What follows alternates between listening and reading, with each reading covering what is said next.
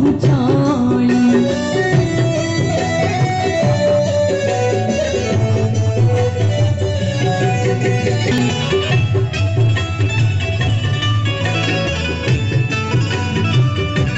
सत्येंद्र दूरदर्शी अपन बचाई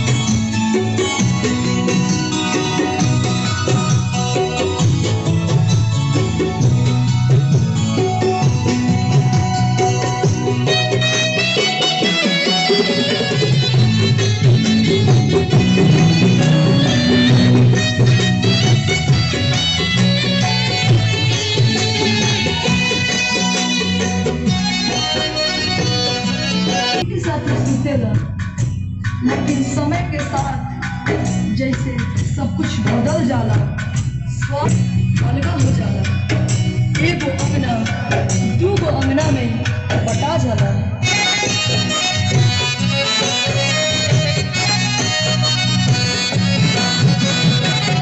दुआरा सले